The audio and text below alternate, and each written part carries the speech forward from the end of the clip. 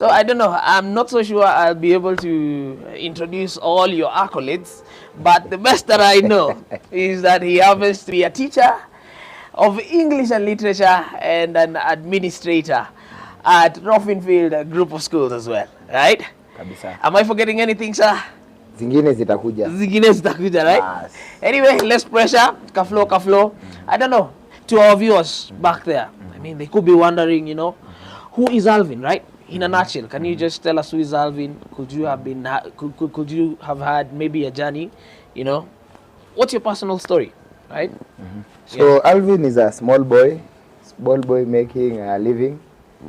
Story Alvin goes back to Nakuru, where I was born, bouncing baby boy. I mean, it's been a journey. It's been God. Ni God. So it goes back to Nakuru, where I was born. I'm the firstborn in a family of 5. And my parents relocated from Nakuru to Nairobi. And we started living in Nairobi. Born and raised in Nairobi.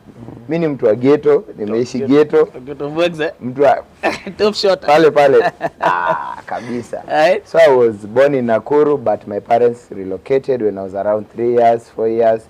So nimeishi Nairobi, Oyole, started living in Kayole. 1960, eh? Bas, watu wa calligraph, yeah. 1960 pale. Yeah. So nimeishi Kayole for quite some time.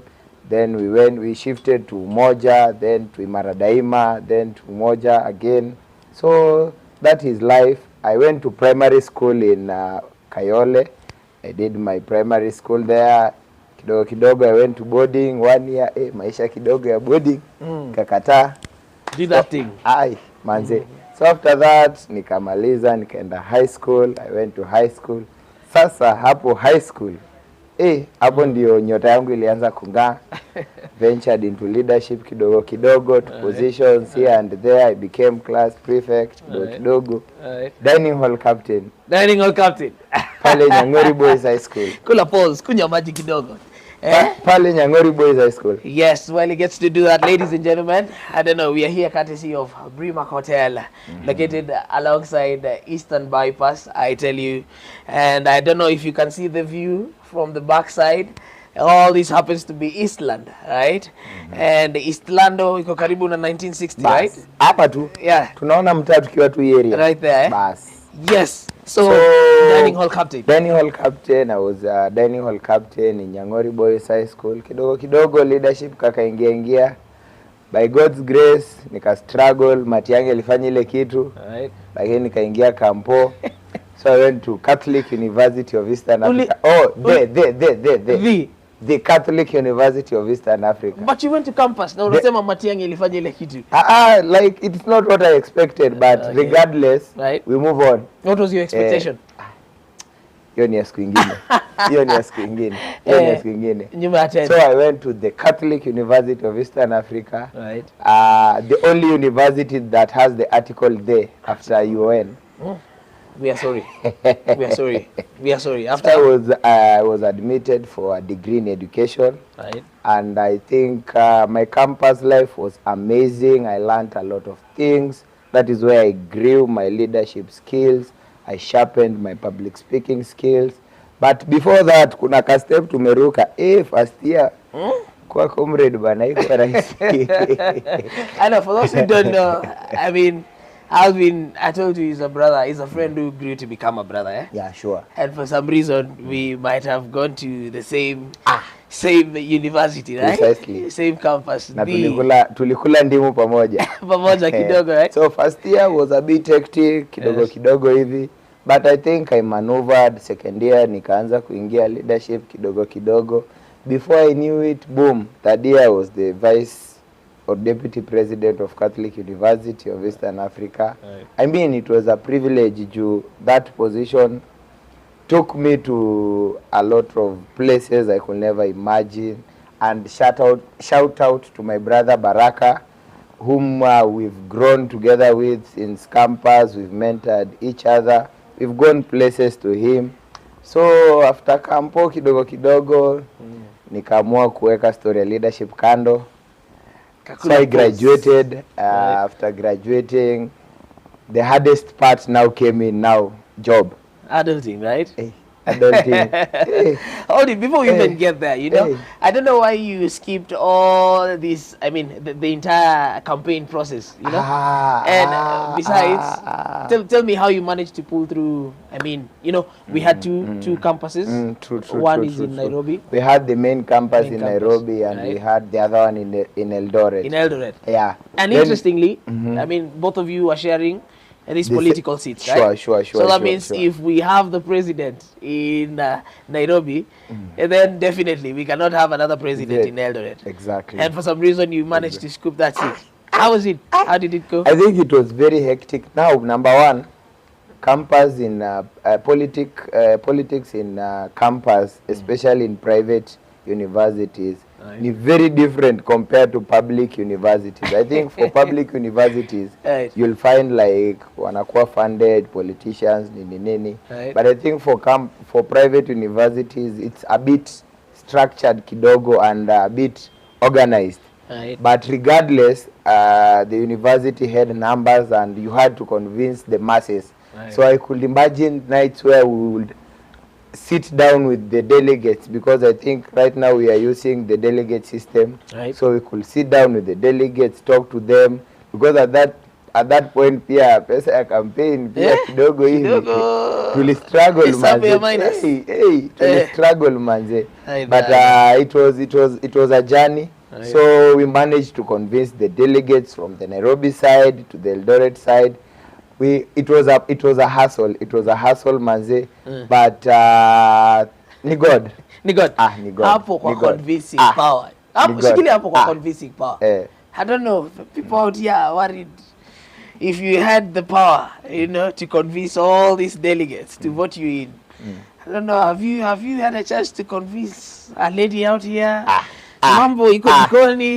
Tunafika hiyo Is topic. the young man single? Tunafika hiyo topic. Equal pause, right? Tunafika hiyo topic. Yeah. So just bring it on. Yeah. So it was a really tough campaign, but regardless, we managed to emerge victorious together with my brother Baraka. Right. And I think we spearheaded a lot of things in our campus and in the main campus. Right. And I think personally I can say that I left a name and a legacy in the corridors of the university. Yes. Because there are some small things that we managed to do for the comrades, for the students, and personally I take them to heart. You know, when you walk around the corridors and someone gives you an accolade that at least uli change life yake in one way or the other. Yeah, unajua maisha ya comrades bana. I know, man. It happens. That's why, I mean, I thought it wise to make sure that we have this show. I told you, in this show, we strive to make sure that we inspire, we connect, and we get to grow together, right? Yes, and I don't know, afterwards, what happened in that same school? So, we did well. I think we did one term. Right. And probably, personally, I felt like I wanted to go for the second term. But you know, sometimes they say when something is too good, if you decided to do too much of something is poisonous. It's poisonous, right? So I felt like if I could go another round or a second term, probably I would spoil the achievements that I had done in the first term. So I mentored someone instead of me going back. I think I mentored a couple of leaders who followed me, and I think they took it very well and very swiftly from where we left. Right. So after that, I graduated. Right. Graduation campus pia si rahisi. Ndio ufike kwa graduation list. Mambo inakuwa. Hiyo story tutaongea Jumatatu. Niko moto. Yeah. So I graduated with the second class upper division, and I did education arts. Right. So I'm a teacher by profession. So after graduation, now that is where the hurdle is. Right. Kutafuta job. But you know, there is a common misconception. I don't know if it is true or it is a misconception that teachers can never lack a job. Can never lack a job. Unajua, I don't know. For some reason, when I was joining campus, just allow me to say this. When I was joining campus, I mean, initially I was to become a lawyer, right? I look like one. Vile umeng'ara hivi wewe unakaa wakili. Kidogo hivi unakuwa judge. Yes, I was to become a lawyer. So I mean, since I had gained admission at Kwea under education arts, you know, that degree. So my dad did what? Told me, let's get to Kwea. We do what? We do a transfer, interfaculty transfer, and then you pursue your dream, you know. I don't know where the rain started beating us, you know. But as soon as we got into that office, I think alikuwa nimesahau jina huyu madam. It must have been a lady also, right? So the lady managed to convince my dad that this education course is good for me, simply because I'll not do what? I'll not tamak, man. Sijui lakini kiatu ijalala side moja. Bado. So unataka kusema sasa hivi tungekuwa tunakuita your honor. Your honor. My lord. You know? My lord. Your honor. Yeah. I can tell you, trust me. But all the same, anyway, I mean, overlooking all these things that we are saying, right? I don't know. What are those, you know, key moments that might have shaped, you know, your life or your journey as Sir Alvin Muhanji or Teacher Alvin, you know? I think my educational background, because I told you I'm a firstborn, and I think in any milestone ukiwa firstborn kuna watu wanakuangalia, your siblings. So if I'm a firstborn in a family of 5, definitely there are 4 other guys looking up to you. Yes. So when I passed my primary examination and I really felt an achievement going to high school, it really motivated my siblings as well to work hard. Right. The same achievement that I had when I joined high school, like it really felt nice knowing that at least someone is watching your steps. Right. Same when I joined campus. It really motivated my siblings. Now the big breakthrough came in now when I got my second employment. That is my current job at the Roffinfield group of schools. I mean, it was God sent, because it happened at a time where my life was a bit shaky. I know. It was taking a different trajectory, and I was there just wondering now what next. Ushaifika ile point yenye umekaa mpaka unajiuliza hapa kimeumana. Nilifika hiyo point kimeumana, like you finished school, and imagine after before I finished school, before I graduated, I had secured employment first. Right. So after graduating now, I wouldn't go back to the same job, because now I had the papers and all that. But still, they say you still want to know what's next. Rock bottom. I know. What next? Just hold on to that thought. Is the big question. What next? Yes, just hold on to that thought, Alvin. Thank you so much for your inspiration. I know this is a challenge that many young people are going through out there, you know. True. Yeah, many young people get to pursue their, you know, degrees, doctorates, masters, you know, master's degrees. But at the end of the day, you know, to get to transform this paper, right, this solid paper that you've been given into real cash, you know, into real cash. Now that's where you know the real deal lies, right? True. And if at all you're out there, you know, you could be stuck in that position. Remember, we are here to inspire. We are here to connect. We are right here to grow together, all right? And even as we continue to just listen to this beautiful story of Alvin, my guy. And to the audience there, mtu akikwambia ati degrees just a paper, mwambie ende print yake kwa cyber. Ndio. Wana degrees si rahisi, my brother. Right. I mean, it's an achievement of its own. Yes. Because from that degree comes a lot of sacrifice, right, in terms of time, right, in terms of energy, yes, in terms of finances, yes, in terms of your mental health as well, because sustaining around 4 years, countless number of units, countless number of hours, retakes, soup, and then you graduate, alafu mtu anakuambia ati degree is just a piece of paper. Mtu akikwambia hivyo, mwambie ende print yake kwa cyber. What next? So it came to a point that sasa nimefika, what next? I really don't know what to do. Yes. I've graduated, nimemaliza shule, nishatoka ile job ingine, I can't go back. Yes. Niko hapo, I have my papers. Right. I don't know what next. But my brother, I tarmacked. By the way, I tarmacked before I got here. Lakini kiatu ikuisha sana. Haikulala sana. I remember I could walk to schools, drop applications here and there. Now the funny thing with the dropping papers is you'll just drop and they'll tell you, don't call us, we'll call you. We'll call you, right? Yeah, I mean, that's always a polite way of saying, you know. Sure. No. But we thank God Kenya, Kenya, we know. All those people. Imagine mtu akikwambia ati don't call us, we'll call you. Hiyo imeenda. But by God's grace, right, I think I tried Roffinfield, and I was so impressed. I was so happy. And just as I had said, considering the events that had happened that year, because that year that I got a job in Roffin, something happened that changed my life, which we'll also talk about. I know. And I was so happy. Right. I think I was so happy. And I began to think that finally my efforts are now paying off, you know. Sure. Pale Roffin tukaingia, kijana kafanya mambo yake, si unajua tu kidogo. I got a small promotion as an admin there, deputy coordinator, and I mean, I couldn't believe, considering that I've been in the school for a very short period, and I think what I can say concerning that is, if you do something good, and you are sure that you are doing it out of goodwill, I think there is always someone watching. Yes. That is true. There is always someone watching. There is always someone watching. Na saa zingine hata kama hakuna mtu ana watch, hata God ana watch.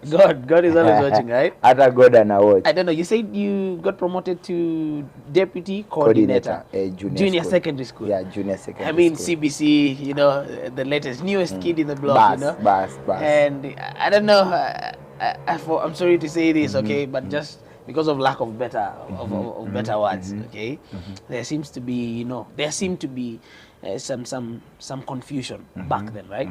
Not even just back then, but even right now, as we try to do to transition from the 844 system to the CBC system, right? And now here you are, Sir Alvin Muhanji, straight from Koya Catholic University, the Catholic University. You land a job, 6 months later you're promoted, right, to this very demanding post. And I don't know, there are people maybe out there who could be in that same spot, right? They feel like they're stuck in a very big, you know, position that they might not be able to handle. The big question is, what gives you that drive, you know? Every single day you wake up, you know, in as much as you feel like this is a heavy burden, you know, on my shoulder. What really gives you that drive to wake up every other day and just go and do what you do? I think for me, I'll start with passion. Right. I think if you are passionate about what you do, even if it is playing, even if it is hata kulala, if you are passionate about sleeping, you will sleep peacefully. If you are passionate about what you do, like you own what you do, like regardless of how tiresome or how cumbersome that task is or that job is, if you are passionate about it, you'll still have that drive to go and do it, because it is in you. It is nikitu unai own, nikitu una feel like this is what I want and this is what I want to do. So I believe that passion drives me. Passion really drives me. And another thing is knowing what I want in life. Yes. Because now for you to know what you want in life, it comes, we go to goals. You have goals. And it is the goals that zinakusukuma pali unataka kukua. If I wake up kesho na niseme today I want to do ABC, at the end of the day, I'll do a self-reflection. Have I achieved this? Unaona? Unajita mkutano. Unajita kama mkutano. If you have, and you know, goals tuko na short term, tuko na long term. So nikiweka long term goals that in the next 2 years ndakuwa na watoto watano. No, it's very possible. You know? Tano napeleka wapi? 5 is impossible. No, anyway, but I figured out that you have, you know, a big love for children. Yeah. We'll have to talk about that later.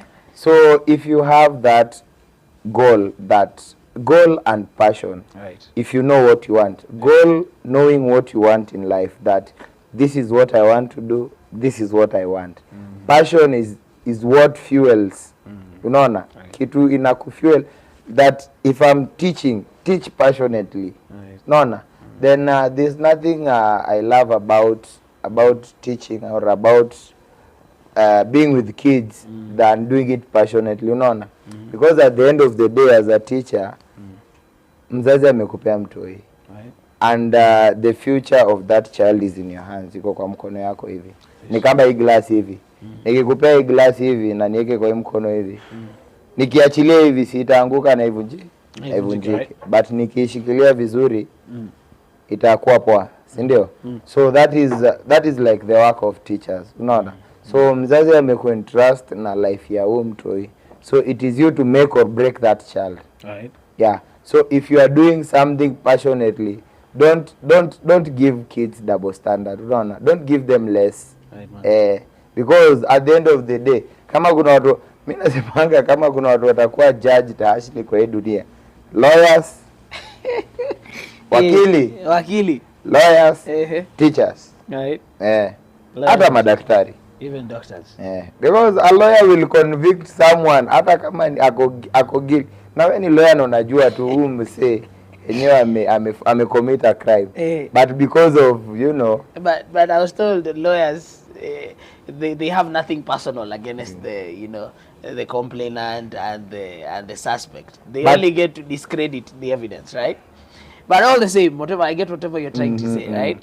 It applies to teachers as well, because teaching goes back way to Jesus. Jesus was a teacher. Sindio? Tunaambiwa kwa Bible Jesus alikuwa a teacher. So as a teacher, if you're entrusted with the role of nurturing, with the role of teaching, with the role of bringing upbringing of kids, and then you decide that you want to interfere, or you decide that you want to do it differently, then ukimesa watoi, in future they'll come back to you. Right. And it takes me back to my primary teacher. Mwalimu wa maths. Ako wapi? Ama hapa ni wapi? Mwalimu wa maths hapa ni wapi? If you are viewing this, mwalimu wa maths, look at your colleague here. Angalia kamera hata mtaje kwa jina. Mwalimu wa maths, look at your colleague here. But I think my maths teacher Ben, really shaped my life. And to be honest, I've never been very good at mathematics. Let me tell you the truth. But I think that push, unaona hiyo push yenye alinipatia ilinisaidia sana in primary. Ilinisaidia sana. I went to high school, I still had that drive, ikanisaidia sana. In as much I wasn't good in mathematics, but at least that push from that teacher helped me a lot. Yeah. Well, I mean, we thank God, right? For all the teachers, our hearts go out to all the genuine and sincere teachers, right? Who get to do this on a day-to-day basis. Yeah. And of course, this is coming from, you know, a very honest place, right? Because you can tell both of us seated here are teachers, right? So I don't know. There's what you talked about, passion, right? And again, there's another existing word, you know, aside from that, is what we call purpose, right? I don't know what gives you, you know, that will to stick onto your purpose, you know, even though there is a lot of, you know, backlash out there, or let's say there is a lot of you know, expectations, right, from other people out there. They could be negative or positive expectations, but at the end of the day, you need to stick to what? To your purpose, right? What really gives you that drive at the end of the day? Well, I think, of course, first of all is money. Because what is money, right? The fact that you are in a well-paying job and you feel like you are appreciated through salaries and all that, it gives you that focus that you need. Then another thing is staying focused. Right. If you are staying focused in the job that you do, I think it gives you that purpose, because teaching is a calling, and I think I came to realize that enyewe si kila mtu anaweza kuwa mwalimu. Hata mimi nachanga nilijipata aje, but I think teaching is a calling. Unaona? Right. So that focus on on your career, that focus that you give will determine what will come out. No. Right. What you give, there's this a common saying in English is what you give is what you get. Right. No. It's like a donkey. Unaona donkey kuna vile uki overburden sana haitaenda. Ni kama hata gari ukijaza sana haitaenda. So what you give is what you get. Right. Sawa. Right. If you give A, you'll get A. Of course. There's no point you'll give A, you get D. And there's no point you'll give D, you get A. Right. So what you give is what you get. Right. So staying focused on the job, right. knowing what you want. Right. Yeah. That's the key. Thank you, sir, for that. I don't know. I just remember that we have active online followers. I tell you, they have been buzzing my phone. I don't know. They have never seen me on television before, so. Mambo ni live. Yeah, Mambo ni live. they're constantly trying to call me and contact me, but I'd like to urge them to do what? To reach out to our online active social media platforms, which I'll be going through shortly. I can see we have very, very nice, wonderful feedback from our online viewers. But before we get to do that, I don't know, maybe you can just tell us, where do you see yourself in the next 2 or 3 years? Most probably in the next 5 years. It could be long term. Where do you see yourself? First of all, I want to grow career-wise. Right. Probably I might be a director. I love that. I love that. Right? I think growth is important. Right. And I want to go back to school first and foremost. And I want to grow professionally. Right. Because as I grew up, maybe I've never seen myself as a business oriented. I think I've always been career oriented. And I remember when I was in campus, when my friends were trying to find sources of income, people were trying to sell things here and there. Maybe I was just there. And I think that is what pushed me into leadership. But you were able to sell agendas, at the end of the day. Akili mtu wangu. True. So I think I'm a career-oriented person. Yes. And I believe in the career that I have taken. And I think I would want to become an educationist in this republic. Right. And I am really working hard towards ensuring that is well aligned or that is achievable. So in the next 2 to 3 years, probably I would have grown career-wise. Right. And I don't think if I'll be the same person. Right. And God knows I'll be in a better position. I'll still be a trophy or even better. Right? Yeah, man, ladies and gentlemen, boys and girls are watching us from every corner of this world. I tell you, watch this space. Watch this space. This happens to the rate at which we are coming. Yes. This is a great man seated right here in front of me. But even before we get to the next segment of this exclusive interview, one-on-one with Sir Alvin Muhanji, ladies and gentlemen, allow me to just quickly go through the few comments that I'm getting from our active followers here on Twitter. I tell you, we have Zablon. Zablon is telling us, anasema show iko moto. Keep it up, Sir Alvin. I see you. You're doing great. Keep on inspiring the young people. Thanks. Right? He seems to be knowing you, I don't know, for some reason. All the same, we also have Bella. Bella following in closely. Bella says, the show is dope, bro. I never knew that you have this side of you. Right? Kudos. Keep it up, right? Many comments flowing in. Keep them coming across our social media platforms. On every platform, they call me the Gardner Oat live show, and of course, without forgetting, your super MC, super host, Gardner Oat, right here on stage. Now, my guy, let's get back to this, what we call exclusive interview. I don't know. Back then, when I was in Standard 1, I believe so, Standard 1 all the way to Standard 4, or let me say Grade 4, right? See my Gen Z. Hii mambo ya CBC haikutupata tukiwa darasani. It was standard. Right. I used to hear people saying about or talking about, I mean, the Kibaki legacy. I'm not trying to bring politics into this talk, right? Yeah, and for some reason he might have, come up with, the 2030 Kenya project or 2030 vision for this great country of Kenya. And I don't know, maybe right where you are, or from where you are seated from. Do you think, there is a perfect legacy that you can leave for the great learners of this republic? Not just a trophy. Definitely, right? definitely. Yes. There's someone called Ominde. And I think Go deeper. Ominde, if anyone has gone through the education system, Right. Knows about Ominde. Right. And he was appointed in one of the educational reforms commission in Kenya. I think that was very long time ago. Right. But up to this point, he's still relevant. And I would want that aspect as well, that years to come, I'll have an impact in the educational sector, because I told you I want to become an educationist. Be it a director, Right. principal in the Right. Ministry of Education. Right. Who knows, maybe I might be the cabinet secretary for education. Who knows? Ladies and gentlemen, boys and girls, CS Education 2052. watch this space, Make sure you watch this space. I think the purpose of every man as well, or every great person, is to leave a legacy.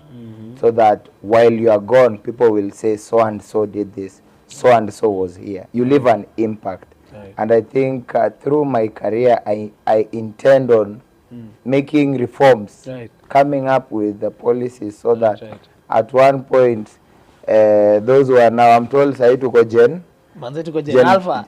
Uko nyuma Niko bado. nyuma. Tuko Gen Beta, Gen Beta, is it Beta or Beta? Gen Beta inaanza 2025. Tushatoka Alpha. So leo ukifanya ile kitu ukiwa na kam junior Ni Beta. Gen Beta. Gen Beta, right? So the Gen Betas wakifika hiyo time, when they get to university, Yes. at least they'll find things aligned. So I want to take part in reforming education in Right. this country, Right. because I think our education system, to be honest, might have a few gaps here and there, but they're really trying, because I remember when CBC was being implemented, it had a lot of ish, and because Kenya didn't have enough funding, because CBC is a very good curriculum, Right. but when it comes to implementation, it requires a lot of resources. That is in terms of teachers, in terms of the facilities, in terms of the books. It requires a lot of resources. So we are not at that par ile yenye we can sustain kabisa. And at the beginning it was like a trial and error thing, bado haikuwa imestabilize, but kaende we decided kaende. So we picked it up very well, and it seemed to be working.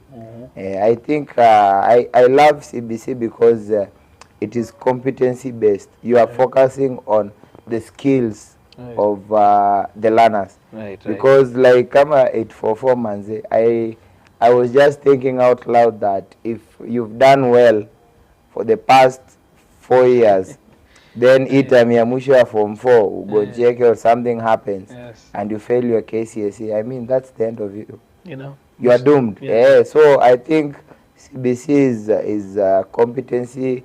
It cares about the skills of these learners, other than as compared to the other curriculum.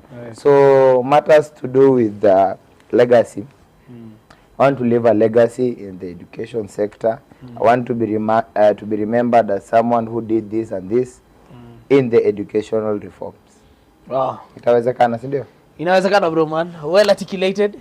Na kwa hiyo story inawezekana, I don't know. I don't know. I've heard you mentioning something to do with cabinet secretary, you never know in the near future.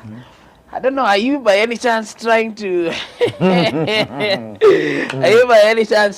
announce, or propose yourself as any, let me say, a candidate? I'm capable. Right? I'm viable. Yes. Under the Constitution of Kenya, I meet all the requirements of Chapter 6.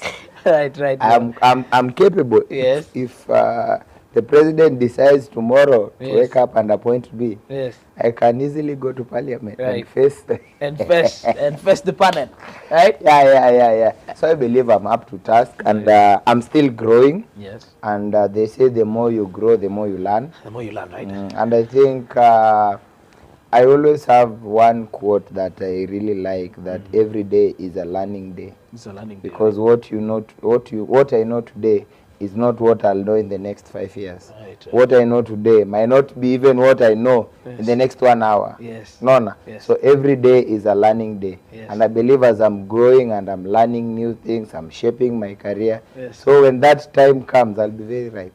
You'll be very ripe, right? Very ripe. Do you see yourself venturing into politics one of these Fridays? Well, I may not know unless as a retirement package I know, right? back home. But I once had aspirations for politics. I remember back home, my village people. Yes. I think they had proposed me. Walikuwa wanaona nakaa kiongozi, walikuwa wanataka wanipee chief. And then what happened? So I think when I moved back to Nairobi and I started losing touch and all that. But in the coming years, who knows? I may be the next member of parliament. Yes, it's for Emuhaya constituency in Vihiga County. Ametangaza. Member of Parliament in People of Emuhaya, watch this space. Yes. Watch this space. You are future Member of Parliament. Is seated right here, right? It's very possible, sir. Kabisa. I believe in you. Kabisa. I trust in you. Thank you, sir. Same case. Like every other person who is watching you. The millions of people watching you out there. And they have aspirations and ambitions that they will want to achieve someday. Trust me, this is the perfect show for you. And you are tuned in. You're tuned into the right, or let me say correct show. And I mean, just stay motivated, stay inspired, and remember, we are here to connect and grow together, right? So I don't know, maybe in the interest of time, because my director could be trying to signal something in my ear, right? Maybe we can just get to know if at all you have a few mentors, right? Who seem to inspire you, right? Out there, you know, could it be in your professional life, right? In your, in your personal or private life. Do you have mentors or people that you look up to? Yeah, sure. If so, what are these things that make you feel like? I think my first mentor is a friend, and when I was in campus, right, she was finishing up her PhD. Shout out to Dr. Vicky Cherobon. And I think at one point we were colleagues when I was doing my attachment. Right. And she really inspired me, and I think seeing a very young lady pursuing a doctorate was something inspiring. And I think I felt like this is what I want, you know. And that aspect of you being called a doctor, not really doctor hospitali, but a holder of philosophy, doctorate of philosophy. Professorial. Professorial. Ile yenye wanaweka DR na kadota hapo. Doctor. I think she inspired me. Then considering she's also in my field. Right. She has a PhD in curriculum studies. Nice. From the Catholic University as well. And I think she really mentored me, and she has been giving me career guidance.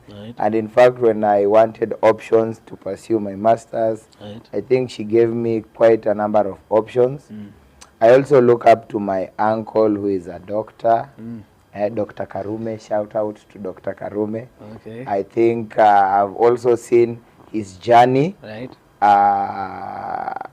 He started his PhD quite some time, but he has been going on with it, and I think he completed it like 2 years. Then someone who I look up to again is my mom. Shout out to my mom. I think if there is a lady who impresses me, is that lady. I think I mean she will do anything for the people she loves. Right. And I mean that is what I want to do. Right. That is who I want to be. Right. That you sacrifice your all for the people you love. Right. You give your best. Yani unajitoa kabisa to give your best for the people you love. So to my mom out there, shout out to you. You are really doing a good job. I'm proud of you. Right. So she's really, I look up to her every day, and mpaka kuna point nafikanga najiuliza, una surviving aje? How do you manage to do all this and still keep up? So she's a strong lady. Yeah. It's what you call strength of a woman. Bas. Yeah, shout out to Mama Alvin as well. I'm sure she knows me from wherever she will be watching this live show. I know she's tuned in. She's working. Tuned in, right? We thank God for her. Shout out Mama Alvin. These are your sons here, and they have your best interest at heart. And thank you for always being there for us. So, my dear friend and brother, I don't know. We are almost coming to the very end of this show. Okay. But before we get to do that, allow me to just take on a few comments from our followers. Yeah, sure. Active followers online. And even as I get to do that, I want you to prepare something small that you can tell both, I mean, the people, the viewers who are watching this show, both young and old, you know. Is there something that you can tell them, you know, to keep them going, right? There could be somebody out there who is on the verge of, you know, committing suicide right now, very suicidal. But for some reason, they might have stumbled upon this show, you know. And maybe you can say a word, just a word, and change their lives. But hold on to that before you get to do that. I'll give you that chance. Just allow me to go through the few comments that we have from our online viewers, and then I'll give you a chance to do that. Sure. Right? So I see Osoro from Utawala says our guest is educative. Amenigusa hapo kwa mwalimu wa math. Mwalimu wa math sijui alifanya nini, alifanyianga nini wanafunzi, but shout out to all the teachers of mathematics out there, right? Osoro anasema mwalimu wa maths hapo amegusika, right? Hapo ndipo. Right. And Steven as well, all the way from Lunga. Steven says the show is on fire. And very, very motivational words from the speaker. I tell you, I feel motivated, I feel inspired. That is Steven. Steven amesema umemgusa sana, right? Yes, and of course, finally, even before we get to wind up on this, Kama wa hapa nyuma, a very lounge, hapa Amani stage. Kama anasema next time, make sure that you drop the link on time, right? So that we can get to receive this educative content, educative and entertaining content.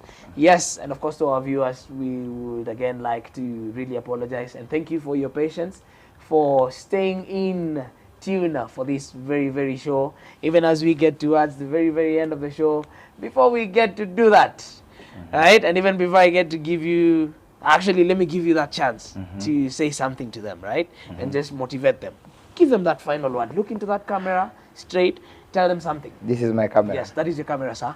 I think to the young people out there, don't give up on your dream. And what I believe is that every human is unique. Every individual is unique. And don't compare yourself with others. Each day at a time. I think my mom taught me one thing, and I think I'd like to share it here, that take each day at a time. Take each day as it is. Because the moment you start living 3 years in one day, it will be impossible.